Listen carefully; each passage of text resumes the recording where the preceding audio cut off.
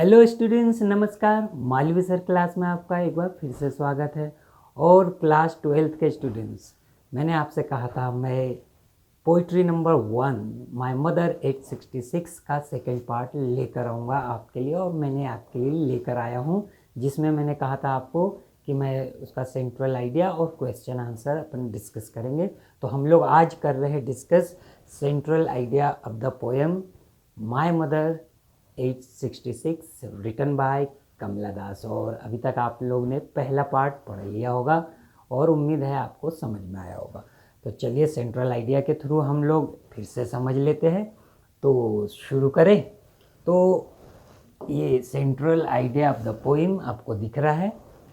In my mother 866 Kamala Das captures, जैसा मैंने बोला था कैप्चर करा है, मतलब उनने उसको पूरा अपने जो पोइट्री लिखी है उसमें उसको पूरा उतारा है। दैट इज कैप्चर, जैसे हम लोग फोटो कैप्चर करते हैं वैसे।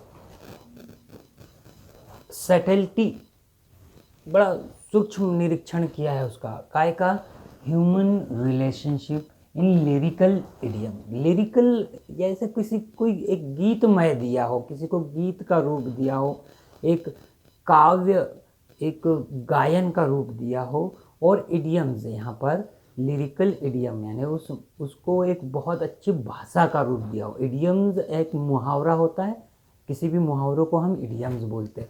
तो किसी मुहावरेदार भाषा जब यूज़ की जाती है तो वो एक उच्च कोटि की भाषा कही जाती है। उसी तरह लिरिकल इडियम से उनका मतलब है कि एक जो काव्य है उसको एक बहुत उच्च कोटि का काव्य बनाया है। She is driving to the Cochin airport, वो ड्राइविंग कर रही है Cochin airport with her mother, अपनी माता जी के साथ में। हु इज़ दैट 66, माता जी जो कि 66 है। And the old lady sits dozing, और माता जी जो है बहुत ओल्ड है और वो डोजिंग, डोजिंग मतलब वही हल्की फुल्की नींद। आपने देखा होगा बुज़ुर्ग लोग बहुत जल्दी समय समय पर नींद लेते रहते हैं, रात में जागेंगे और लेकिन कभी भी वो थोड़ी बहुत झपकी ले लेते हैं, इसलिए डोजिंग। हर माउथ ओपन, और अपना मुंह खुला हुआ रखती है नींद झपकी लेने के दौरान। हर फेस लुक्स पेल एंड फेडिड, और उनका जो फेस है, चेहरा है, वो पेल एंड फेडिड, मुरझाया हुआ, पेल पीला पड़ गया है। लाइक अ डेड बॉडी, जैसे कोई एक निस्तेज शरीर होता है, मृत शरीर होता है जिसमें कोई जान नहीं होती, निर्जीव हो जाता है, उसमें बिल्कुल पीलापन आ जाता है। उसी तरह माता जी का शरीर भी अब पड़ गया है। स्टिल शी इज़ अलाइव, अभी वो जीवित है लेकिन शरीर ऐसा हो गया है जैसे मृत प्राय बोलते हैं। But then the poet looks outside, पर उसी समय क्या होता है, जब वो दुख होती है अपनी माता जी को देखती है कि मेरी माता जी अब बहुत बूढ़ी हो गई, बुजुर्ग हो गई, अब कुछ भी हो सकता है, लेकिन उसी समय तुरंत वो कार से बाहर झांकती है तो the trees seem to be racing, तो पेड़ बाहर की ओर ऐसे प्रतीत होते हैं जैसे बहुत तेजी से भाग रहे हो। हम जब कोई कार से गाड़ी से जब चलते हैं तो ऐसे लग रहा है बाजू के जो सीन है, जो हमारे पेड़ पौधे बाजू में पोल जो होते हैं बिजली के या इलेक्ट्रिक पोल, ऐसे लगते हैं वो भाग रहे हैं, बहुत तेज़ी से भाग रहे हैं। तो वही यहाँ पर भी रेसिंग फास्ट, ऐसे लग रहा है जैसे रेसिंग कर रहे हैं। एंड द हैप्पी चिल्ड्रन, और बहुत बाहर जब वो झांकती तो देखती कि बहुत सारे खुश से झूमते हुए बच्चे हैं, और रनिंग आउट, अब बहुत भाग रहे, इधर उधर भाग रहे, देयर होम्स, अपने घरों से निकल के झुंड भाग रहे। द वर्ल्ड आउटसाइड, और कहते हैं इसका मतलब ये कि अंदर, कार के अंदर वो इतनी दुखी थी, लेकिन वर्ल्ड आउटसाइड बाहर झांक के तो देखो दुनिया बहुत झूम रही है, full of life and activity, अपने कामों में मस्त है पूरी दुनिया जो है, वो अपना जीवन जी रही है। It differs from the pale, so that is differs, अलग करती है, हटके इस चीज से। Pale and ex face, act ACHES, it is called act. सो जो ये दुखी पीला पड़ गया चेहरा और दुखी चेहरा जो था, इससे हटकर बाहर की दुनिया बहुत खुशनुमा है। The mother sitting inside the car, माता जी जो अंदर बैठी है, इससे हटकर बाहर की दुनिया बहुत खुशनुमा है। तो ये एक हमारा सेंट्रल आइडिया हुआ कि दुख अंदर, हमारे अंदर दुख भी है तो बाहर दुख नहीं है, यदि बाहर दुख है तो हमारे अंदर नहीं, मीन्स अलग है। ऐसा नहीं कि हम दुखी तो सब दुखी, सब दुखी तो हम दुखी, ये ऐसा नहीं है।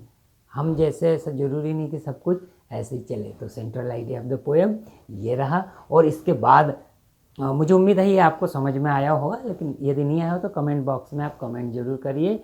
और इसके बाद मैं आपको बताने जा रहा हूँ क्वेश्चन हम डिस्कस करते हैं, textual exercise, think it out. आपको यहाँ दिख रहा है थिंक इट आउट। अब देखते हैं क्वेश्चन नंबर 1 क्या कहता है, डिस्कस करते हैं। What is the kind of pain and ache that the poet feels. अब देखिए काइंड ऑफ, किस प्रकार का पेन और एक, पेन और एक दर्द, दोनों दर्द के लिए, that the poet feels, poet किस तरह का दर्द फील कर रही है कवित्री यहाँ पर। तो हमारा आंसर क्या हो सकता है, जैसा हमने पढ़ा था, the poet's old familiar pain, कवित्री का जो पुराना और फैमिलियर, फैमिलियर है ना वही जाना पहचाना, चित्त परिचित, पेन दर्द, और द एक, और लगा के बोला, यानी दोनों का मीनिंग एक है, एक रिटर्न्स वापस आ जाता है, कब आ जाता है, व्हेन शी सीज, यहां पर देखिए she sees the pale and corpse, pale वही पीला पड़ गया चेहरा, निर्जीव सा चेहरा, कॉप्स लाइक मृत प्राय, जैसे हमने बोला था मृत शरीर जैसा, फेस ऑफ हर मदर, अपनी माता जी का ऐसा मृत प्राय शरीर को देखती है तो उस समय उनका वही पुराना सा दर्द वापस आ जाता है, दुख वापस आ जाता है। परहैप्स शायद, शी हैज़ कंसिडर, शायद उनने ये सोचा हुआ है, पहले से विचार किया हुआ है, मन बनाया हुआ है उनके अंदर, दिस फियर, इस डर का, ये डर उनके अंदर समाया हुआ है, सिंस हर चाइल्डहुड, अपने बचपने से। Ageing is a natural process, just listen, ageing यानी उम्र जो बढ़ती है ये एक क्या है, ये नेचुरल प्रोसेस है, नेचुरल अपने आप चलने वाली प्रक्रिया है। एंड टाइम एंड एजिंग, और समय जो होता है, एजिंग उम्र जो होती है, spare none, spare mean save, save none, save किसी को नहीं, बख्शती बचाती है, नन किसी को भी नहीं। टाइम एंड एजिंग समय और उम्र जो बढ़ती हुई उम्र, have not spare poet's mother, और इसी वजह से समय ने और इस बढ़ती उम्र ने कवित्री की माता जी को भी नहीं बख्शा। With this ageing, with this ageing, इस उम्र के साथ, इस बढ़ती हुई उम्र के साथ, सेपरेशन, सेपरेशन मीन्स विदाई, farewell, and death becomes inevitable, और इस बढ़ती हुई उम्र के साथ ये जो विदाई है और जो डेथ है, मृत्यु है, becomes inevitable, inevitable meaning compulsory है, ये होनी है, मृत्यु अटल है बोलते हैं, ऐसे ही है। इसलिए इस प्रकार का दर्द कवित्री के मन में आता है। सेकेंड क्वेश्चन देखें हम, why are the young trees described as sprinting, sprinting वो जल्द भागते हुए, दौड़ते हुए बाहर दिखाई पड़ते थे पेड़।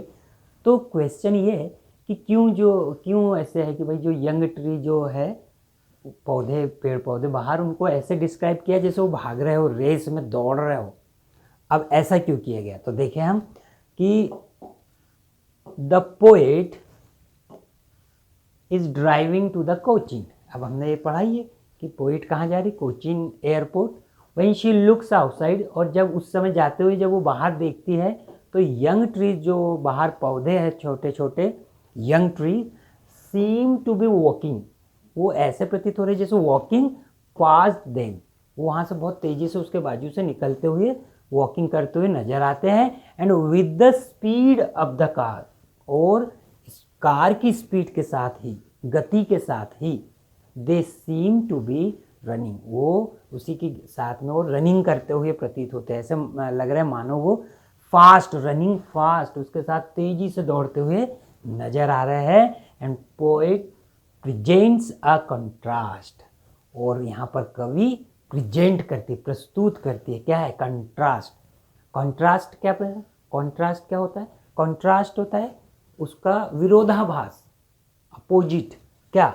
Between her dosing old mother and sprinting young. किसके बीच में विरोधाभास यहाँ पर दिखा रही हूँ? उन दौड़ते हुए बाहर, कार के बाहर क्या हो रहा है? दौड़ते हुए पेड़ नजर आ रहे, और अंदर क्या नजर आ रही? सुस्त बैठी हुई, पीली पड़ी हुई, निर्जीव शरीर वाली उसकी माता जी। तो इन दोनों के बीच उन के जो ये विरोधाभास है, कॉन्ट्रास्ट है, ये जो कॉन्ट्रास्ट है इसको उनने प्रेजेंट किया है। तो यही ये सेकंड क्वेश्चन था। अब हम देखें कि थर्ड क्वेश्चन में क्या कहा जाता है। थर्ड कहता है कि why has the poet brought in the image of the merry children spilling out of their home? कि क्यों जो पोएट है उनके मन में उनने ये जो छवि लाई है, प्रस्तुत की है कि जो मेरी चिल्ड्रन, खुशी वाले बच्चे जो बहुत अपनी खुशी मना रहे हैं चिल्ड्रन, उनको spilling out of their home, ये अपने घरों से निकलकर बाहर भाग रहे हैं, ऐसा क्यों उनने यहाँ पर चित्रण किया है, इमेज प्रस्तुत की है। द मेरी चिल्ड्रन, वो जो खुशियाँ मनाते हुए, झूमते हुए जो बच्चे हैं, coming out of their home, जो अपने घरों से निकल कर बाहर आ रहे हैं, इन द लार्ज नंबर पे, बहुत संख्या में। लार्ज नंबर से मतलब यहाँ पर ढेर सारे बच्चे जो अपने घरों से खुशी से झूमते हुए बाहर निकल रहे हैं, वो क्या प्रेजेंट कर रहे हैं? The presents an image of, क्या इमेज प्रेजेंट कर रहे हैं आप? Happiness, happiness and natural overflow. वो एक हैप्पीनेस यहाँ पर बता रहे, वो बच्चे जो घर से निकले वो शो कर रहे कि वो बहुत खुशी है, तो वो उसका प्रतीक है, वो खुशी का प्रतीक वो है, तो वो शो कर रहे हैं, इमेज उसकी बना रहे हैं। और नेचुरल ओवरफ्लो, जो स्वाभाविक जो ओवरफ्लो है किसी चीज़ का, अतिरिक्त या एक्स्ट्रा जो हो जाता है, वो प्रकृति या स्वभावतः जो अतिरिक्त किसी चीज़ में ज़्यादा गति हो जाती है अब लाइफ जीवन में, तो जीवन में जो अत्यधिक खुशी है उसको झलका रहे हो, दिखा रहे हो। And this image is different, और ये जो छवि है ये डिफरेंट है, हटके है, किससे? From the dosing. वो जो डोजिंग यानी वो यहाँ पर डोजिंग बार बार इसलिए कि वो माता जी जो बैठी थी वो डोजिंग यानी वो सुस्त है और बाहर खुशी का है। तो ये जो दो विरोधाभास की स्थिति है वो यहाँ पर दर्शाई जाए। And old mother whose ashen face, और जिनका जो चेहरा भी कैसा हो गया? एशियन। एशियन मीन्स जो बिल्कुल अब पीला पड़ गया हो और उनमें अब रंगहीन हो गया, तेजहीन, उसमें अब कोई तेज नहीं रहा। अब बूढ़ा शरीर उसमें कहाँ से तेज रहेगा, तो उसके यहाँ पर तुलना की गई। लुक्स लाइफलेस, और वो कैसा? लाइफलेस तो रहेगा ही, निर्जीव रहेगा, उसमें जीवन कहाँ रहेगा। And pale like a cops, और पीला पड़ गया लाइक कॉप्स, तो उसकी तुलना यहाँ पर की गई है। इसीलिए उसे ऐसा यहाँ पर चरित्र जो चित्रण किया, जो इमेज छाया यहाँ प्रस्तुत की है, छवि प्रस्तुत की है, वो इस प्रकार की है। तो नेक्स्ट देखते हैं अब। तो स्टूडेंट्स क्वेश्चन नंबर 4 क्या कहता है, हम देखते हैं अब। क्वेश्चन नंबर 4 ये कहता है कि why has the mother been compare, माता जी का कंपेयर, तुलना क्यों की है लेट विंटर मून से, चंद्रमा से। और विंटर सीजन का चंद्रमा जो बिल्कुल धुंधला अस्पष्ट होता है उससे क्यों तुलना की गई। तो पोएट की मदर जो है 66 ईयर्स ओल्ड ऑलरेडी है, और उनका जो श्रंकन सिकुड़ा हुआ झुर्रियादार चेहरा और एशियन भस्म जैसा चेहरा, फेस, रिजेंबल क्या होता है? सदृश के जैसा। रिजेंबल का मीनिंग क्या होता है? लाइक, सदृश। अ कॉप्स अभी डेड बॉडी जैसा चेहरा हो गई है वो पूरी। She has lost the glow, उनका जो ग्लो है और जो स्ट्रेंथ है, ताकत है, मजबूती है, चमक है चेहरे की, वो लॉस्ट, खो गई है, ख़त्म हो गई है। और उनका जो यूथ, ये जो सब यूथ में होता है, तो अब तो वो यूथ रही नहीं, तो ये सब जैसे यूथ जैसी ताकत होती थी, जैसे सौंदर्य होता था, अब वो खो चुका है। तो सिमिलरली उसी प्रकार द लेट विंटर्स मून, उसी तरह विंटर सीजन में भी जो मून होता है, चंद्रमा, वो धुंधला दिखता, स्पष्ट होता है, उसकी खूबसूरती नष्ट हो जाती है। लेजी एंड डल, कैसा हो जाता है मून? लेजी एंड डल, अस्पष्ट, धुंधला। एंड डिवोइड ऑफ, डिवोइड यानी लेक, कमी, उसमें लेक, कमी आ जाती है, वंचित हो जाता है वो। काय से? शाइन एंड स्ट्रेंथ, वही चमक और मजबूती, ताकत किसकी? चंद्रमा की। जो चंद्रमा खूबसूरत दिखता है उसकी चमक जो होती है वो कम हो जाती है। उसी तरह दोनों की तुलना आपस में की गई है।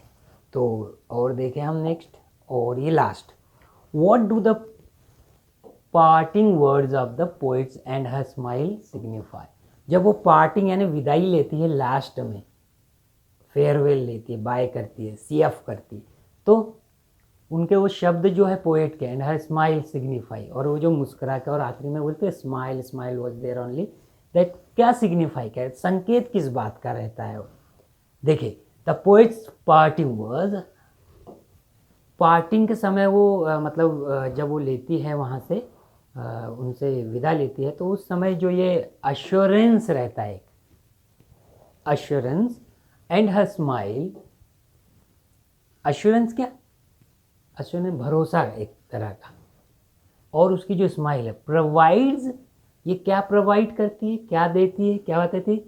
Contrast to the old familiar ache, ये एक कंट्रास्ट है, उसमें विरोधाभास है, किसके लिए? ओल्ड फैमिलियर एक, वही उनके पुराना जो दर्द था, एक भय था, जो एक ऑफ फियर, काय का? अब द चाइल्डहुड, बचपन से उन्हें जो एक वही चित परिचित जाना पहचाना एक जो डर था, वो हर वर्ड्स एंड स्माइल आ रहा, जो उनकी जो शब्द और वो जो उनकी मुस्कुराहट थी, एक स्माइल थी, वो डिलिब्रेट अटेम्प्ट, वो एक जबरदस्ती का जाना सोचा समझा, अटेम्प्ट जानबूझकर किया गया, ये जो डिलिब्रेट होता है ये जानबूझकर, अटेम्प्ट किया गया प्रयास, ये अटेम्प्ट मीनिंग प्रयास, काय का प्रयास? हाइड हर रियल फीलिंग, वो छुपाने की कोशिश थी, एक जानबूझकर छुपाने के लिए प्रयास किया गया था, क्या? जो रियल अंदर की जो फीलिंग है, कौन सी फीलिंग? डर, वो दूर होने का डर, वही वो छुपाने का है, तो वो सिग्निफाई वो यही किया था स्माइल, और ये पार्टिंग वर्ड ने बाय करके जो बोला था वो यही छिपाने का।